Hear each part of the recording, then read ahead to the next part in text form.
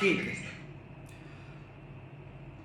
सबसे पहले तो मैं अमृत जी और उनकी टीम को बहुत बहुत धन्यवाद देना चाहूँगा कि उन्होंने इस पैंडेमिक में इतनी सारी प्रॉब्लम्स के होने के बावजूद इस तरह की एक्टिविटीज़ के लिए समय निकाला, और जिसके परिणाम से हम सभी लोग इस प्लेटफॉर्म पर मिले हैं।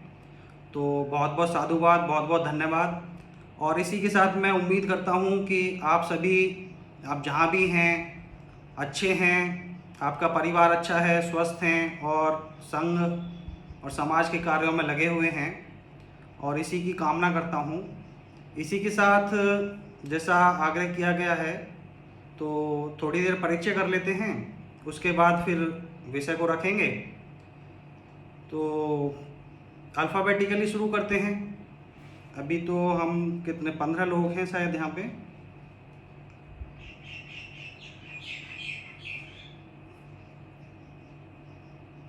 तो पहला अबीरल महाजन जी से शुरू कर लेते हैं। परिचय थोड़ा संक्षिप्त ही रखेंगे, नाम, काम और धाम।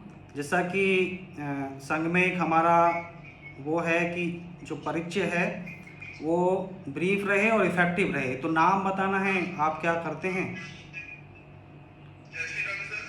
जय श्री राम। अबीरल मैं बीएमएस फाइनल ईयर का स्टूडेंट हूँ। मेरा गृह निवास पठानकोट है। जी अबीरल जी, ठीक है, सब लोग हो सके तो आप अपना एक बार फीडबैक आके फिर कॉल कर सकते हैं नेक्स्ट टाइम। बहुत बहुत बढ़िया अबीरल महाजन जी। अब अगला मैं करूँगा अखिल शर्मा जी से कि वो अपना संक्षिप्त परिचय दें। जी, मेरा नाम अखिल शर्मा है। मैं बीएमएस थर्ड ईयर का छात्र हूँ और मेरा स्थान दीनानगर है। बहुत बढ़िया अखिल शर्मा जी। और अगर कोई संघ से जुड़ा हुआ है पहले से, या संघ में कोई दायित्व है, या संघ का कोई शिक्षण हुआ है, तो उसका भी जिक्र करें। जी नहीं, मैं तो नहीं हूँ अभी। थोड़े टाइम से मैं साधु, जब से ये मीटिंग्स वगैरह हो रही हैं हमारे कॉलेज में आया है तब से। ठीक है अखिल जी, बहुत बढ़िया बहुत बढ़िया। अब मैं अक्षय जी से आग्रह करूँगा कि वो अपना संक्षिप्त परिचय दें। मेरा नाम अक्षय कौशिक है, मुकेरिया से हूँ। और आप क्या करते हैं? मैं बीएमएस थर्ड ईयर का छात्र हूँ। अच्छा, बीएमएस के हैं, बहुत बढ़िया। संघ को जानते हैं, कुछ अंडरस्टैंडिंग है या आज पहली बार? नहीं, एक अंडरस्टैंडिंग है कि बस आज पहली बार बस मीटिंग हो जा रही है एप्लीकेशन पे। अच्छा, बहुत बढ़िया। अब मैं अमनदीप जी से आग्रह करूंगा कि वो अपना संक्षिप्त परिचय दें।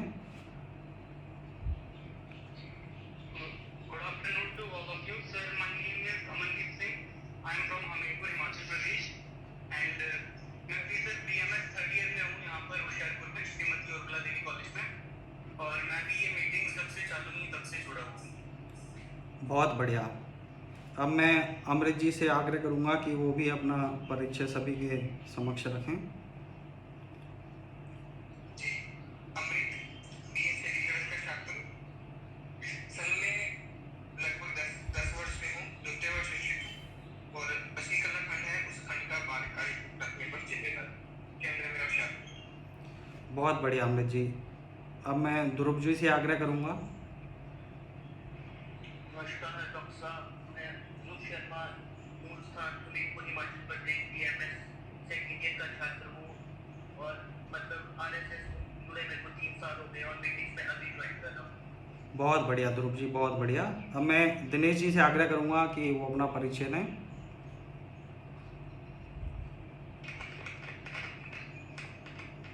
दिनेश जी। दिनेश जी को आवाज़ नहीं मिल पा रही है। चलो हरीश जी की तरफ बढ़ते हैं। हरीश जी, आप अपना परिचय दें। हरीश जी, सुन पा रहे हैं? हेलो। हाँ जी हरीश जी। बात सही है। हाँ हरीश जी, बताइए अपना ब्रीफ परिचय, संक्षिप्त परिचय दे दीजिए, इंट्रोडक्शन। मेरा नाम हरीश शर्मा, मैं गुरदासपुर डिस्ट्रिक्ट का। हाँ जी। अभी मैं बीएमएस फाइनल ईयर का स्टूडेंट हूँ। अच्छा, बहुत बढ़िया। अब हम आगे बढ़ते हैं हैनास आदित्य जी की तरफ। तो आदित्य जी, आप भी अपना परिचय दे दीजिए। नमस्कार सर, मेरा नाम आदित्य है। मैं हिंदी में और मैं बीएमएस फाइनल ईयर का स्टूडेंट हूँ। खुश हैं? बहुत बढ़िया आदित्य जी। कुबेर परमार जी। सर नमस्कार। नमस्ते जी। क्या हाल है डॉक्टर साहब? बहुत बढ़िया जी, बहुत बढ़िया। डॉक्टर साहब को वेट लीजिए, मैं फिर करेंगे पठानकोट में रहने वाला अच्छा, संघ परिचय। और अथवा शिक्षित है अच्छा, बहुत बढ़िया, बहुत बढ़िया। सर। अथवा वर्ष पर नालिका है जी का साले बाद अच्छा अच्छा अच्छा, ठीक है। और रा सेना ठीक है डॉक्टर साहब? हाँ, एकदम बढ़िया जी। अब आगे बढ़ते हैं राहुल जी की तरफ। सर सही रखा सर। सत श्री अकाल। सर मैं राहुल फ्रॉम मगेरिया एंड सर मैं बेरोजगार हूँ। बेरोजगार हैं? तो आप कैसे ठीक ठाक हो? हाँ, एकदम बढ़िया। Okay sir. ठीक है, ठीक है। तो अभी हमारा परिचय हो गया है, अब हम आगे बढ़ सकते हैं। भाई सर एक लाइन और कहनी है मैंने। हाँ जी। सर एक लाइन और कहनी है मैंने। हाँ जी, बताइए। सर जय जवान जय किसान। बहुत बढ़िया जी, बहुत बढ़िया राहुल जी। धन्यवाद सर। ठीक है, तो अब हम आगे बढ़ते हैं। तो साथियों, आप सभी इग्नाइटेड माइंड्स हैं मेरी नज़र में, देश का भविष्य हैं, और आप बहुत ही अच्छे प्रोफेशन से जुड़े हुए हैं जिसकी आप पढ़ाई कर रहे हैं। ज़्यादातर मैंने परिचय से पता चला कि बीएमएस के छात्र हैं। आगे चल के एक बहुत ही नोबल जिम्मेदारी आप समाज में, सोसाइटी में डिस्चार्ज करेंगे।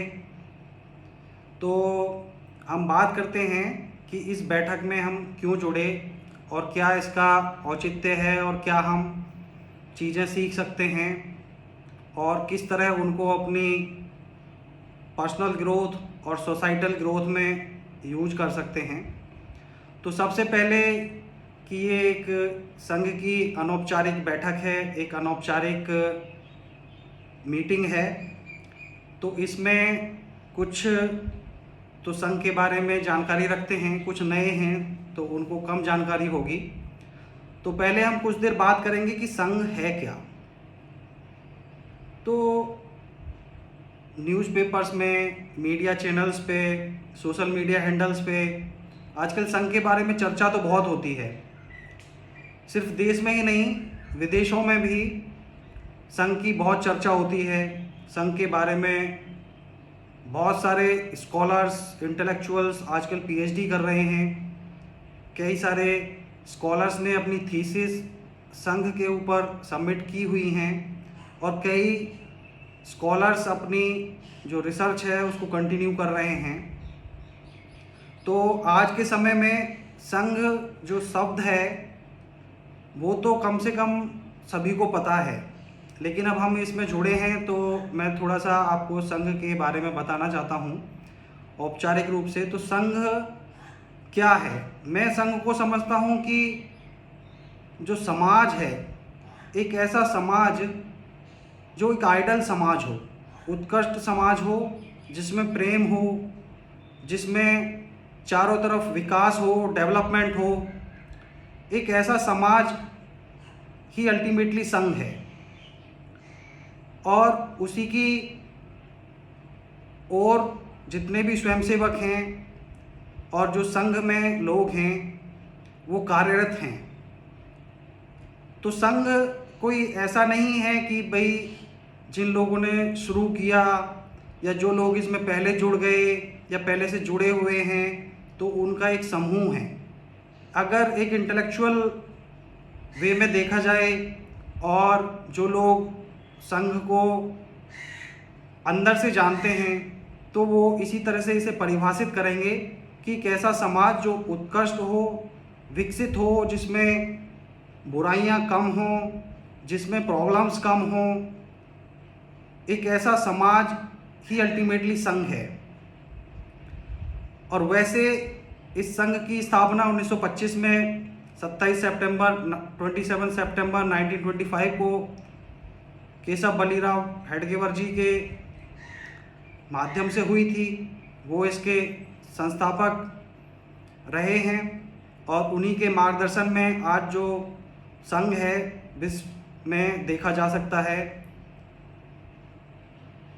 तो ये तो एक संघ का बड़ा संक्षिप्त सा परिचय है। अब बात आती है कि भाई इस संघ में हम क्यों आए, क्यों जुड़ें। बात सही भी है और नौजवानों के लिए ये सोचना और भी ज़्यादा ज़रूरी हो जाता है, क्योंकि आज समाज में कोई एक ऐसा एनजीओ या कोई ऐसा ट्रस्ट या कोई एसोसिएशन या कोई सोसाइटी नहीं है। हजारों लाखों की संख्या में लोग हैं और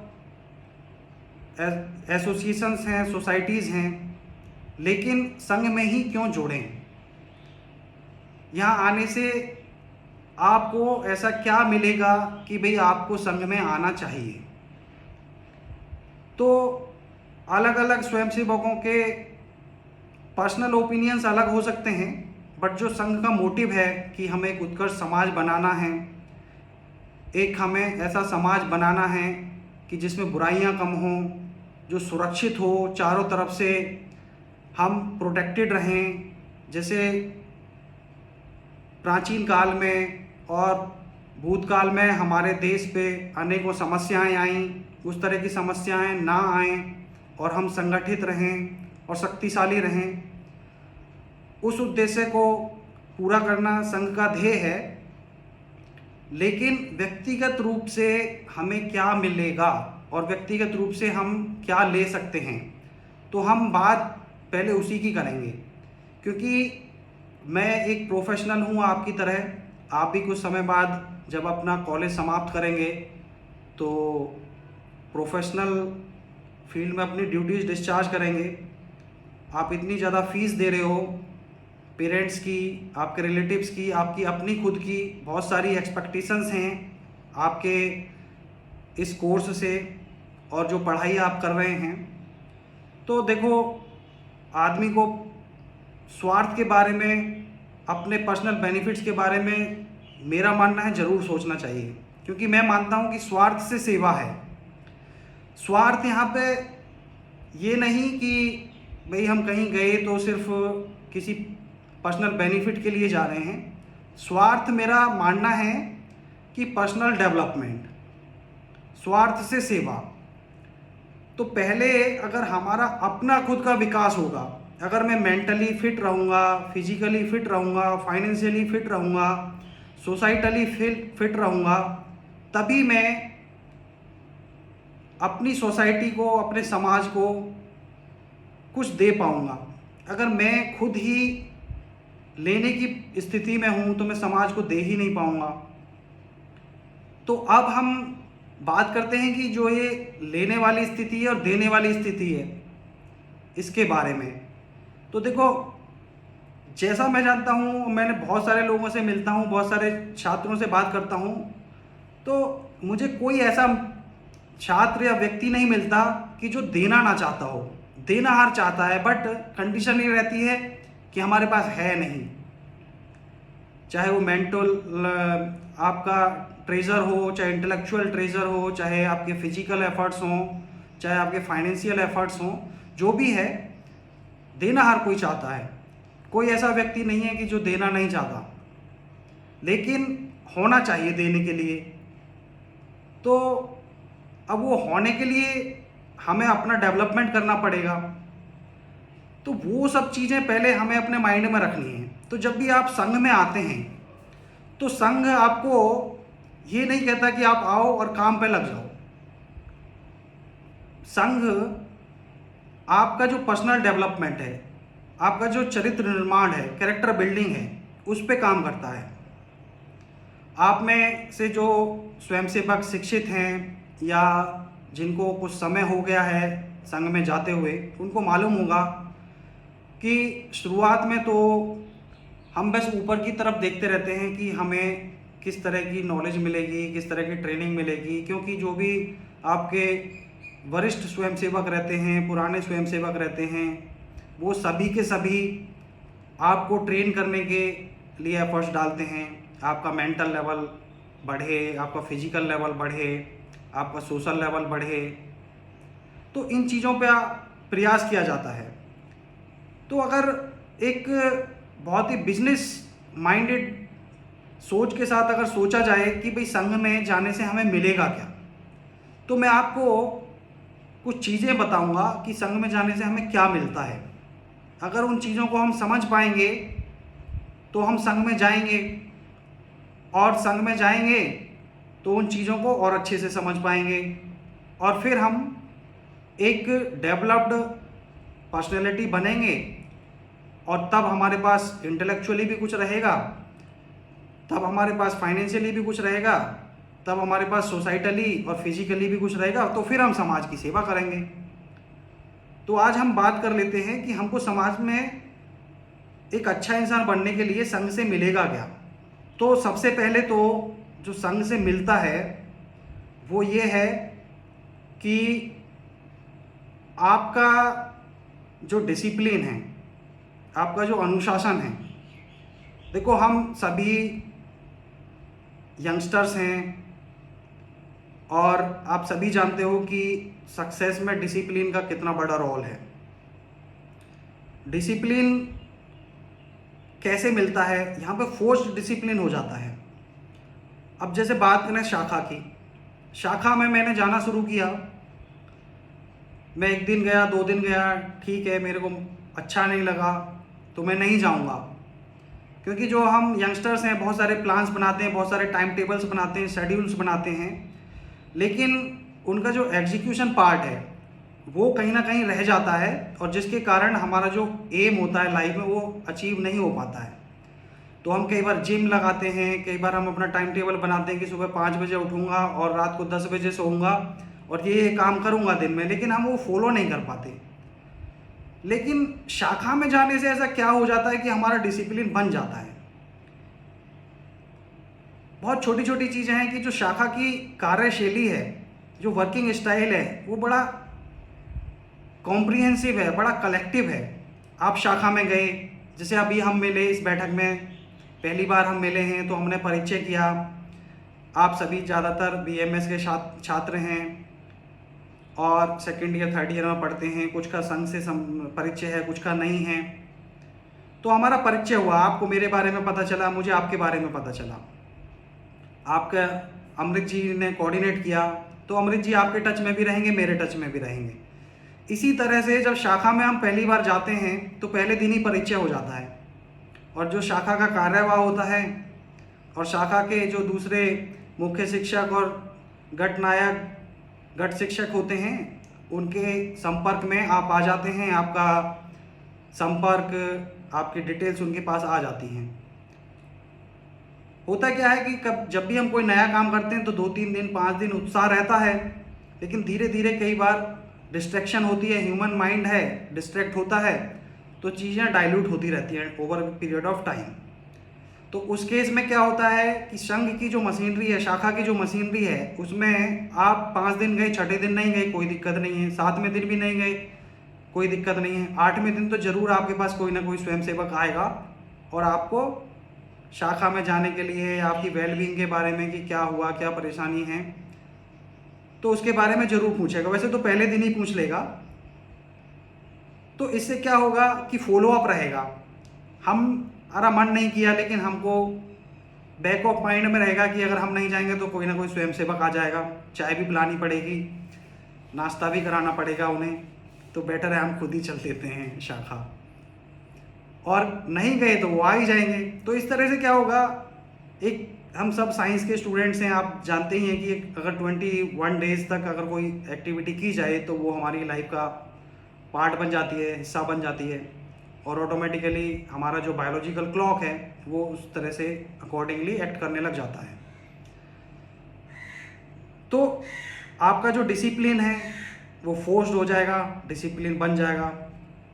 जो कितना भी बड़ा एम है उसको पाने में डिसिप्लिन का बड़ा रोल है, वो आपको शाखा जाने से मिलेगा ही मिलेगा। अब शाखा तो गए, डिसिप्लिन हो गया, अब और क्या मिल सकता है? एक वहाँ से ना टाइम मैनेजमेंट मिलता है, क्योंकि जो शाखा में और संघ में जो एक्टिविटीज़ होती हैं, मैं आईआईटीज़ में, आईआईएम्स में कई जगह जाता हूँ और देखता हूँ कि जो मैनेजमेंट है वो हाईली पेड है और उसकी जो पढ़ाई है वो भी हाईली पेड है और उसके जो सैलरी है, पैकेज है, वो भी बहुत ज़्यादा होता है। तो उसका कारण है कि जो मैनेजमेंट है वही सब कुछ है, लाइफ में है, चाहे कंपनी में है, चाहे ऑर्गेनाइजेशन में है, जो प्रबंधन है वो बहुत बड़ा रोल प्ले करता है। तो यहाँ शाखा में और संघ के दूसरे कार्यों में या कोई प्रोग्राम होता है तो आपने देखा होगा कि प्लानिंग, योजना बड़े सिस्टमेटिक वे में होती है। अभी तो लैपटॉप्स हैं, मोबाइल्स हैं, एक्सेल सीट्स हम यूज कर लेते हैं, गूगल कैलेंडर्स हैं, नोट्स बना लेते हैं, हम रिमाइंडर्स लगा लेते हैं, बहुत सारी चीज़ें होती हैं। लेकिन आज से 10-20 साल पहले ये सारी चीज़ें नहीं थी, लेकिन संघ की मशीनरी तब भी बहुत अच्छे से काम करती थी।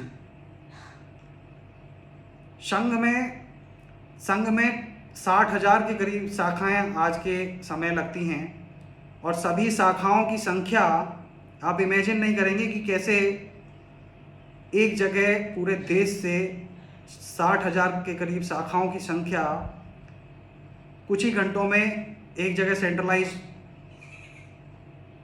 सर्वर में इंफॉर्मेशन पहुंच जाती है। तो आप इमेजिन कीजिए कि कितने ज़बरदस्त लेवल का मैनेजमेंट वहाँ रहता होगा। आप में से किसी ने शाखा अटेंड की हो तो आपने देखा होगा कि शाखा में संख्या कैसे ली जाती है। मुश्किल से 1 मिनट लगता है पूरी शाखा की संख्या लेने में। शाखा छोटी होती है, 4, 6, 10 लोग होते हैं तो ऐसे ही विजुअली देख लिया जाता है, लेकिन जब शाखा में 100-150 लोग होते हैं तब भी मुश्किल से 1-2 मिनट लगते हैं पूरी शाखा की या पूरे कार्यक्रम में जितने भी लोग उपस्थित होते हैं उनकी संख्या लेने में। तो उसका एक सिस्टम है। ऐसे ही कोई कार्यक्रम करते हैं तो उसका एक प्रॉपर मैनेजमेंट होता है।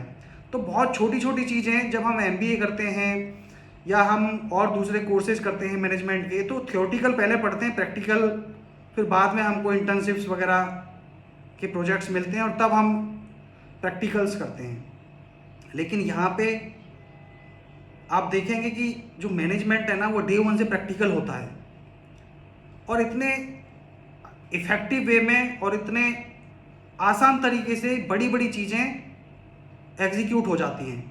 आप लोगों ने कुछ वर्ष पहले की बात है, मेरठ में एक कार्यक्रम हुआ था संघ का, उसमें लाखों लोग आए थे और हजारों गांव से 2 समय का भोजन उनको दिया गया था,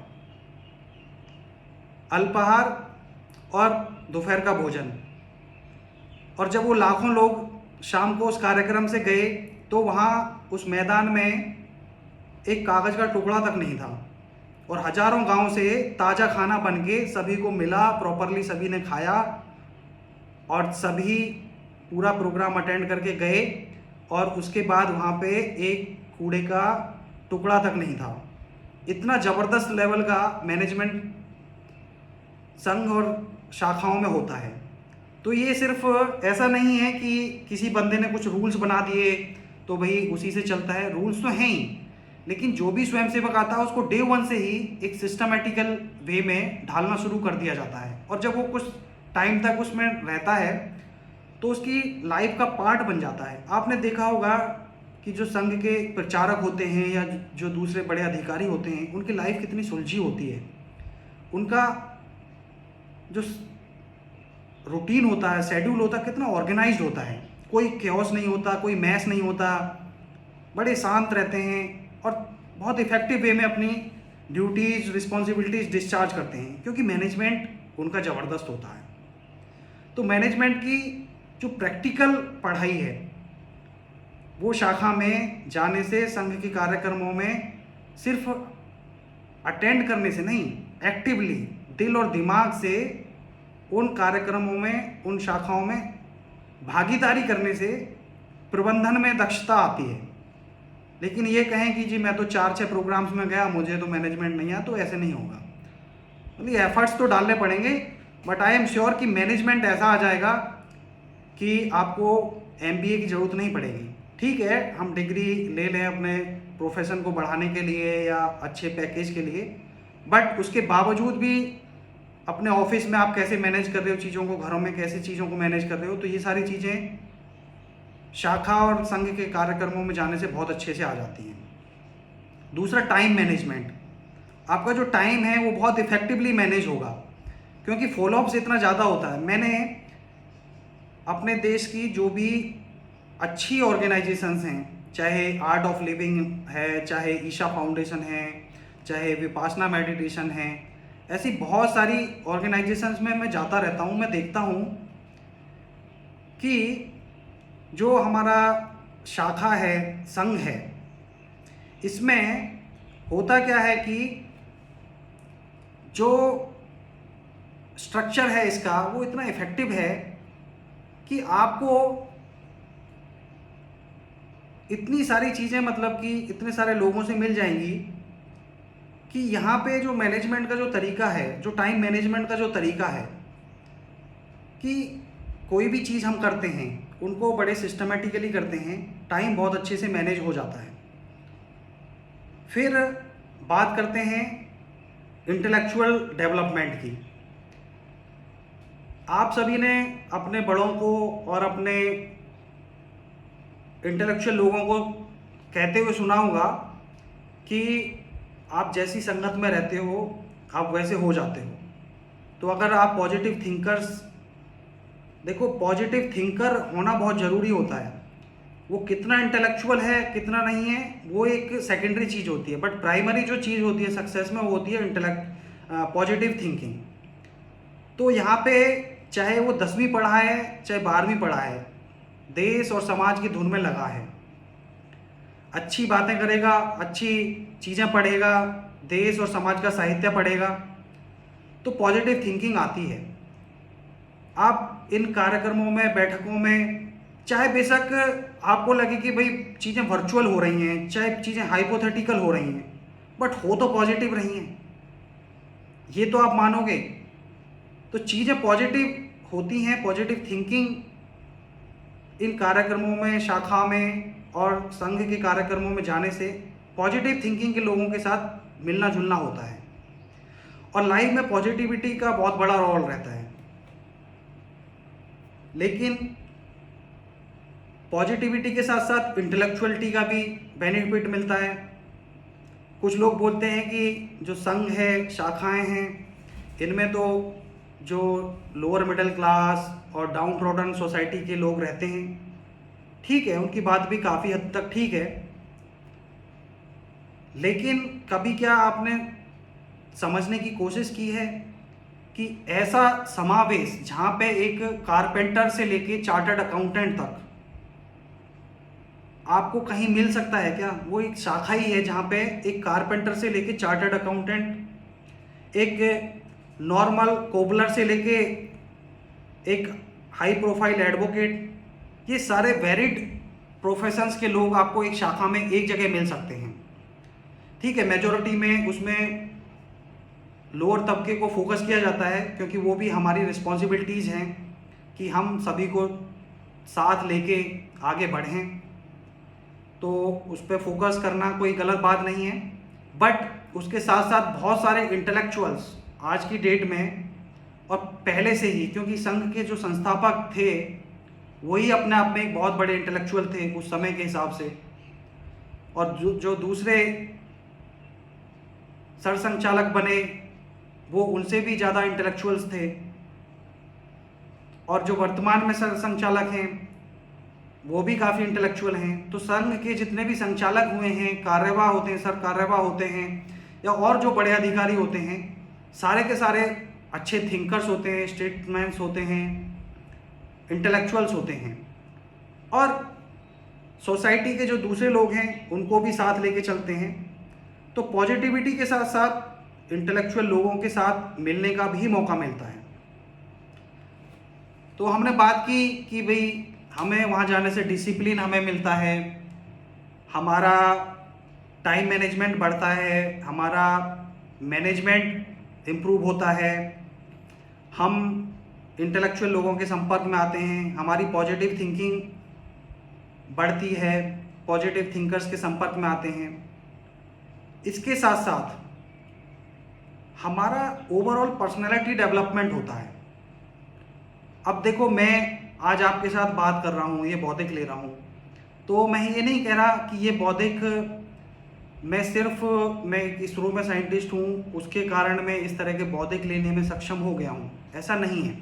क्योंकि इसरो में 16,000 लोग काम करते हैं, जिसमें 8,000 साइंटिस्ट हैं, लेकिन हर साइंटिस्ट बौद्धिक नहीं देता है, हर प्रोफेसर बौद्धिक नहीं देता है।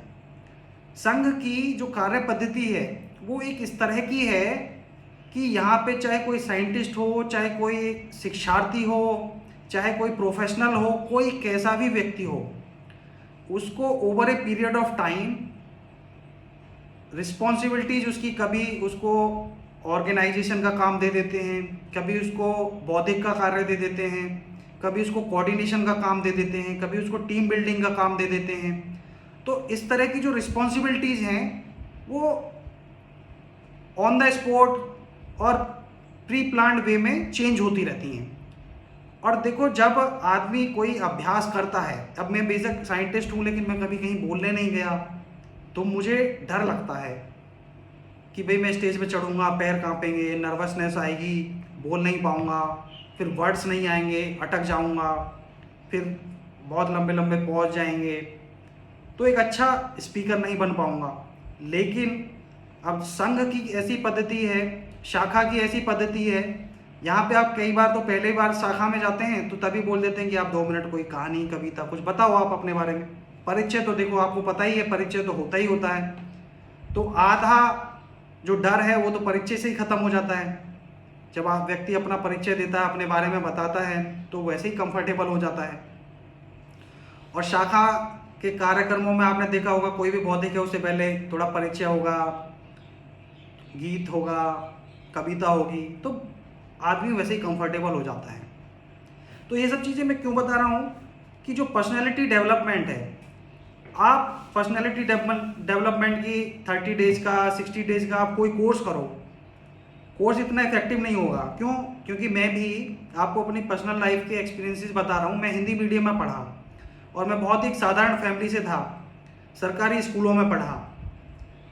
तो जैसा आप जानते हैं कि अंग्रेजी हमारी कोई भाषा तो है नहीं, हम पे ज़बरदस्ती थोपी गई है, लेकिन विज्ञान आज अंग्रेजी में है तो हमें अंग्रेजी पढ़ना भी पड़ता है। तो इस करके कई सारी चीज़ें थी कि हमको थोड़ा सा इन्फीरियरिटी कॉम्प्लेक्स रहता था, हम चीज़ों को उस स्तर की कर नहीं पाते थे जो कॉन्वेंट वालों को, क्योंकि सोसाइटी में एक ऐसा माहौल बना दिया गया है। तो क्या हुआ कि चीज़ें उस हिसाब से इम्प्रूव हो नहीं पाती थी। लेकिन जब शाखा में आए तो शाखा में छोटे छोटे कार्यक्रम होते थे, उसमें खड़ा करते थे, चलो कविता पढ़ो, गीत गाओ। अब चाहे 10 लोग हों, चाहे 10,000 हों, जब आप 10 के सामने बोल पाओगे तो 10,000 के सामने भी बोल पाओगे। तो ये चीज़ें बहुत प्रैक्टिकल तरीके से यहाँ पे होती हैं। छोटी छोटी प्रोग्राम्स में, छोटे छोटे इवेंट्स में आपको बोलने के लिए बोल दिया जाएगा, आपको बोलना पड़ेगा। शुरू में आपको थोड़ा सा डर लगेगा, लेकिन एक बार बोलेंगे तो डर खत्म हो जाएगा। लेकिन जब आप कोई पर्सनैलिटी डेवलपमेंट का कोर्स करते हो तो 30 दिन, 60 डेज का आप कर लोगे। लेकिन वो भी कब करता है व्यक्ति? जब उसको किसी इंटरव्यू के लिए जाना होता है, या कोई नौकरी करनी होती है, कोई बिजनेस कर रहे हैं तो बड़े लोगों से मिलने जाना है, तो चलो भाई थोड़ा पर्सनैलिटी इंप्रूव कर लें। लेकिन जो स्पॉन्टेनियस जो रिएक्शन है, जो आपकी हाजिर जवाबी है, वो सारी चीज़ें हैं, वो 60 डेज 30 डेज की कोर्स से नहीं होती हैं। जब शाखा में जाते हैं तो शाखा में इस तरह के कार्य होते हैं, तो हमारा जो डेवलपमेंट है वो इनिशियल स्टेज से ही शुरू हो जाता है। और जो हमारे अंदर डर है, भय लगता है, शर्म आती है, या बेइज्जती वाली भावनाएं होती हैं, वो सारी ख़त्म हो जाती हैं। और हमारी पर्सनैलिटी खेल खेल में ही एक अच्छे तरीके से डेवलप हो जाती है। और आप चाहे फिर 50 लोग हों, चाहे 500 लोग हों, आप किसी के भी सामने अपना विषय रख सकते हो। देखो, जब आप विषय रखते हो ना, तो उस विषय को रखने में आपसे बड़ा एक्सपर्ट कोई नहीं होता है। ये तकरीबन सभी लोग जानते हैं, लेकिन विषय रखने का मौका ही बहुत कम मिला लोगों को। पहली बार कोई विषय रखेगा तो उसको तो फिर कन्फ्यूजन होगी ना, लेकिन जब वो रखता रहेगा विषय तो फिर बड़ी इफेक्टिव वे में रखेगा अपना विषय, बड़े सहज तरीके से रखेगा। और जब बंदा कॉन्फिडेंट रहेगा, कंफर्टेबल रहेगा, तो उसको अगर विषय कम भी आता है ना तो भी वो बहुत अच्छे से उसको रख देगा। तो ये जो पर्सनैलिटी डेवलपमेंट का जो बेनिफिट है, ये हमें शाखा में, संघ के कार्यक्रमों में जितना जल्दी जुड़ जाते हैं उतना जल्दी हमें मिलने लग जाता है। अब हमने देखा कि हम शाखा में जाते हैं तो हमें टाइम मैनेजमेंट, हमारा पर्सनल लाइफ का मैनेजमेंट, हमारा डिसिप्लिन, हमारा पॉजिटिव थिंकर्स के साथ मिलना जुलना, इंटेलेक्चुअल्स के साथ संपर्क में आना, जिससे हमारी नॉलेज बेस बढ़ती है, फिर हमारी पर्सनैलिटी डेवलप होती है। इसके साथ साथ एक चीज़ और जो संघ में और शाखाओं में जाने से होती है, वो होती है रिलेशंस। आज चाहे आप नौकरी करो चाहे व्यापार करो, रिलेशंस को आप नकार नहीं सकते। रिलेशंस आपके नौकरी में भी काम आती हैं और आपके व्यापार में भी काम आती हैं। अब संघ में और शाखाओं में जाने से रिलेशंस बढ़ते कैसे हैं? अब देखो, आप किसी भी शाखा में जाओगे तो वहाँ पे जितने भी लोग हैं उनसे संपर्क होगा, उनके माध्यम से कोई कार्यक्रम में जाओगे, जिले का कार्यक्रम होगा, नगर का होगा, विभाग का होगा, वहाँ पे जाना होगा, वहाँ पे और जिले के लोगों से मिलना होगा, विभाग के लोगों से मिलना होगा। फिर आप और आगे ग्रो करोगे तो फिर आपको प्रांत के लोगों से मिलना शुरू होंगे, फिर आपको अखिल भारतीय स्तर के लोगों से मिलना जुलना शुरू हो जाता है। तो आपने कभी सोचा भी नहीं होगा कि आप 2-4 साल शाखा जाने से और संघ में जाने से आपके मोबाइल की जो कॉन्टैक्ट लिस्ट थी वो 100 से 2000 कैसे होगी आपको पता भी नहीं चलेगा। इतने कॉन्टैक्ट्स आपके संपर्क में आ जाएंगे। ये बड़े सहज तरीके से होता है और रिलेशंस बहुत सहज तरीके से बनती हैं, क्योंकि कहीं पे आप किसी ट्रेनिंग में गए, आप संघ की शाखा का कोई डेवलपमेंट प्रोग्राम हुआ, बौद्धिक हुआ या कोई शिक्षण हुआ, उसमें गए, वहाँ पे जितने भी आए सबके साथ आप रहे, खाना खाया साथ में बातचीत की, साथ में खेल किए, तो इतना अच्छा बॉन्डिंग हो जाता है कि अपने बचपन के दोस्तों से भी बहुत अच्छे दोस्त मिल जाते हैं। तो रिलेशंस इन कार्यक्रमों से बढ़ते हैं। अब इसके बाद जो एक और इम्पोर्टेंट चीज़ हमें मिलती है वो है हेल्थ। अब हेल्थ सिर्फ लोग बात करते हैं कि जो फिजिकल हेल्थ है उसी पे ज़्यादा ध्यान देते हैं कि भाई बंदा फिट हो, उसमें कोई कमजोरी ना रहे, देखने में अच्छा लगे, एक्टिव रहे। लेकिन हेल्थ का जो कंप्लीटनेस है ना वो होती है आपकी मेंटल, फिजिकल और सोशल। आप सोशली कैसा लोगों के साथ इंटरेक्ट करते हैं, आप मेंटली कैसा सोचते हैं, और फिर फिजिकल, इन तीनों के समावेश से ही कंप्लीट हेल्थ और एक स्वास्थ्य का एक संकल्पना की जा सकती है। तो शाखा और संघ के कार्यक्रमों में जाने से आपको हेल्थ का बेनिफिट तो मिलता ही मिलता है। शाखा में हमारा क्या रहता है कि 40-45 मिनट्स फिजिकल और बाकी 15 से 20 मिनट इंटेलेक्चुअल। तो वहाँ पे सोसाइटल भी डेवलपमेंट हो गया, इंटेलेक्चुअल डेवलपमेंट भी हो गया, मेंटल भी हो गया, नॉलेज एनहांसमेंट भी हो गया और फिजिकल फिटनेस भी हो गई, और ये डेली चलता है। तो हेल्थ का भी हमें बेनिफिट मिल गया। फिर सेल्फ डिफेंस भी है, ज़रूरी है। कोई दंगा हो समाज में, कभी बॉर्डर पे ज़रूरत पड़े तो उसके लिए भी एक पैरामिलिट्री ट्रेनिंग होती ही है, चाहे दंड अभ्यास हो, चाहे युद्ध कला हो, नियुद्ध हो, चाहे योगा हो, चाहे दूसरे व्यायाम हो। तो ये सारी चीज़ें हमें हमारी सेल्फ डिफेंस में हेल्प करती हैं। कभी एक्सीजेंसी हो, जैसे आपने देखा होगा कि इजराइल है चारों तरफ से शत्रु देशों से घिरा हुआ है, तो वहाँ पे तो मैंडेटरी मिलिट्री ट्रेनिंग है और मैंडेटरी मिलिट्री सर्विस है सभी सिटीजन्स के लिए। लेकिन हमारा देश बड़ा है, बट एक्सीजेंसी तो कभी भी हो सकती है, तो हम कमज़ोर क्यों रहें। इसका भी एक अपना बड़ा इतिहास है कि जब तक मुग़ल थे इस देश में आते थे तो देश में इतना नुकसान नहीं हुआ था जितना नुकसान अंग्रेज़ों के आने से हुआ, क्योंकि अंग्रेज़ों ने सबसे पहले तो जो युद्ध कला थी, सेल्फ डिफेंस थी, उसको ख़त्म कर दिया आर्म्स एक्ट ला के। फिर जो हमारी एंशिएंट ट्रेडिशंस, कंसेप्ट, थ्योरीज थे, उनको ख़त्म कर दिया इंडस्ट्रियलाइजेशन ला के। तो मुग़लों ने तो हमको मजबूत ही किया था। हाँ, ज़रूर है कि हमारे राजा महाराजा मर जाते थे, बट वो मरता था तो 10 पैदा हो जाते थे। लेकिन अंग्रेज़ों ने आके तो हमें एक लंबे समय तक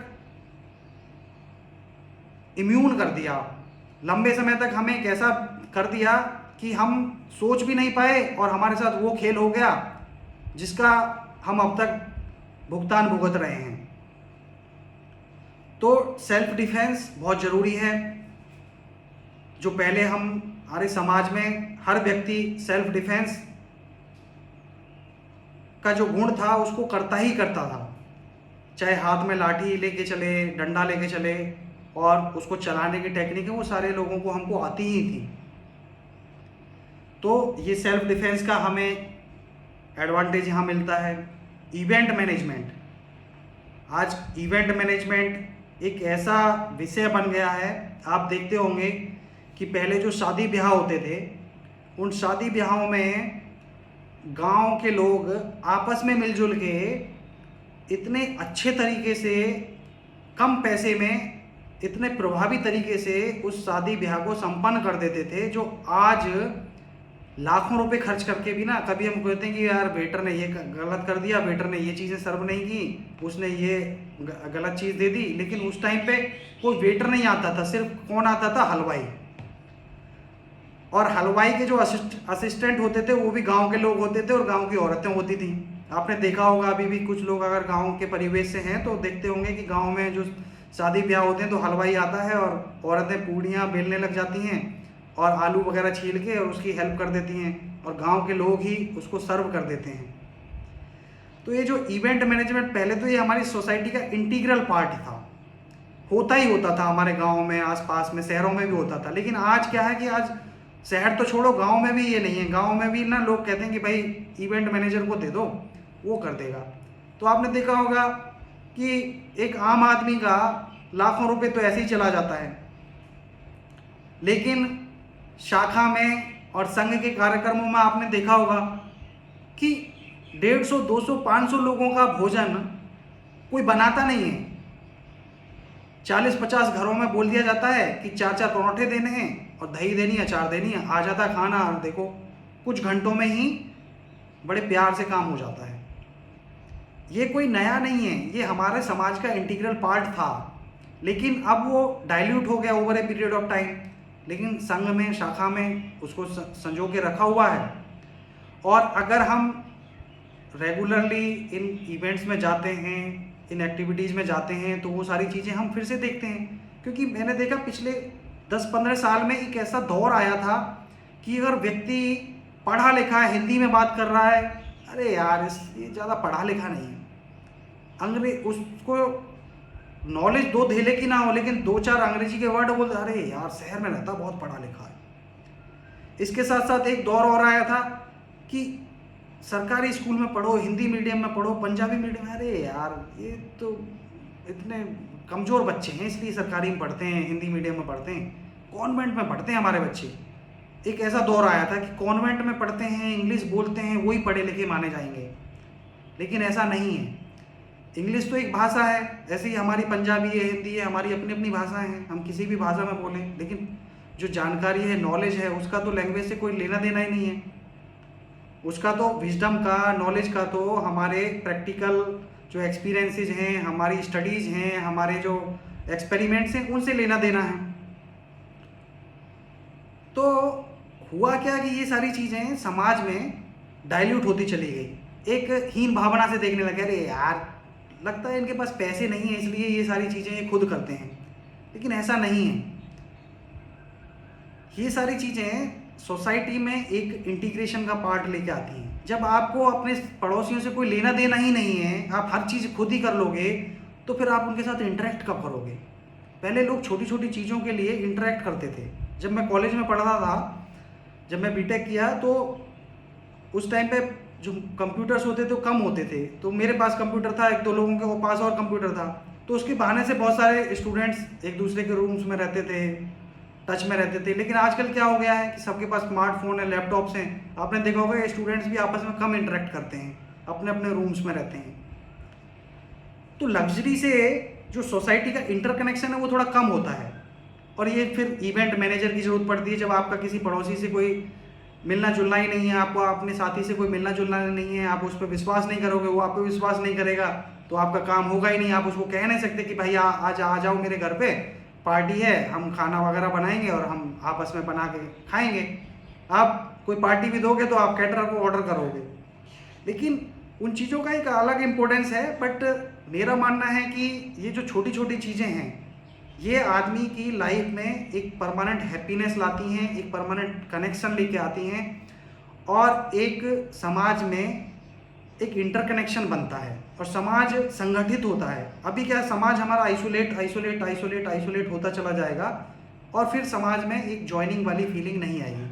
तो ये जो इवेंट मैनेजमेंट वाला पार्ट है, इससे हम पैसे की भी बचत कर सकते हैं। हम समाज में बहुत सारे लोगों के साथ मिलजुल के, और जो गरीब लोग हैं उनमें हम खुद जाके सर्व करें और उनको भी फ़ायदा पहुंचा सकते हैं।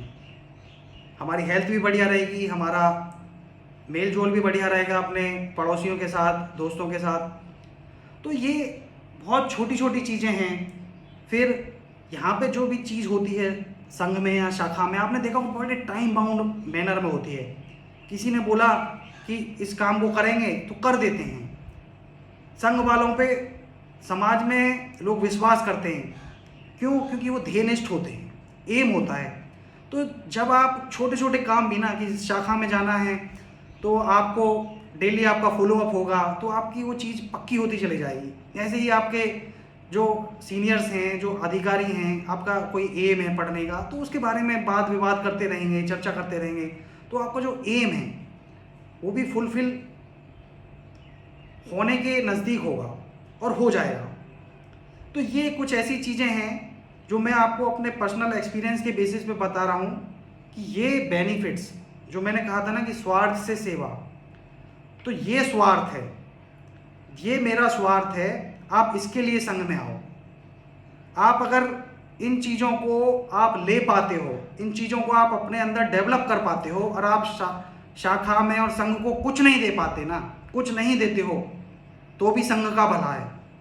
क्योंकि आप एक अच्छे ह्यूमन बीइंग तो बन गए, आप एक सोसाइटी के लिए असेट बन गए, आप इंटेलेक्चुअल हो गए, आपकी पर्सनैलिटी डेवलप हो गई, आप कॉन्फिडेंट हो गए, आप मोटिवेटेड हो गए, आप हेल्दी हो गए, आपको सेल्फ डिफेंस आ गया, आप ध्येयनिष्ठ हो गए, और आप बहुत अच्छे मैनेजर हो गए, आप रिलेशनशिप्स को अच्छे से समझने लगे, आप हैप्पी रहेंगे, पीसफुल रहेंगे।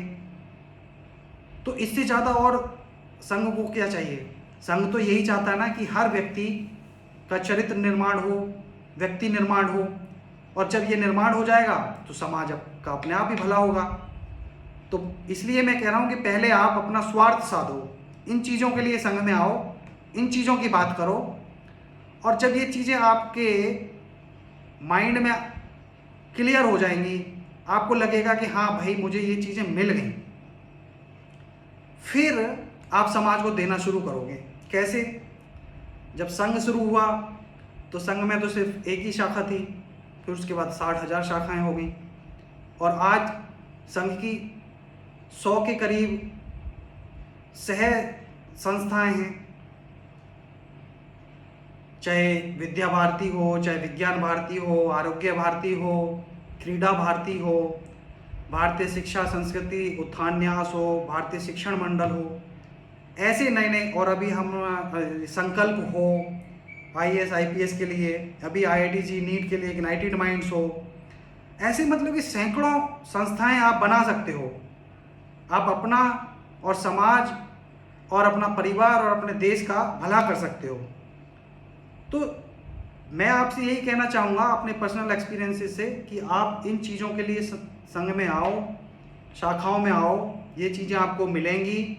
इन चीज़ों को पाने के बाद आप सोचो कि समाज में एक उत्कृष्ट उच्च कोटि के समाज के लिए, एक प्रॉब्लम लेस समाज के लिए क्या चीज़ों की कमी है। ऐसी चीज़ें आपको दिखेंगी। उन चीज़ों के लिए आपको कोई ऑर्गेनाइजेशन बनानी है तो संघ और संघ के स्वयंसेवक, क्योंकि आपका रिलेशन बहुत बड़ा हो जाएगा, बहुत सारे लोग आपके जान पहचान में, आपके सर्कल में आ जाएंगे, बनाइए, करिए काम। तो समाज के लिए तो आप फिर कार्य करने ही लग जाओगे। तो मोटे मोटे अगर वाक्य में समझा जाए तो संघ में आपका स्वार्थ सधता है। आपका स्वार्थ सधेगा तो आप सशक्त बनोगे। आप सशक्त बनोगे तो आप समाज के लिए, परिवार के लिए, देश के लिए उपयोगी बनोगे। तो ये ही एक संघ की परिकल्पना है मेरे माध्यम से। और संघ में आप क्यों आए, और संघ में आपको आने से क्या मिलेगा, और संघ में आपके आने के बाद और आपके कुछ लेने के बाद आप संघ को क्या दे सकते हो, समाज को क्या दे सकते हो। तो मेरे ख्याल से मैंने इन सारी बातों को आपके सामने रखा। इसके साथ ही मैं अब अपनी बात को विराम दूंगा और हम 5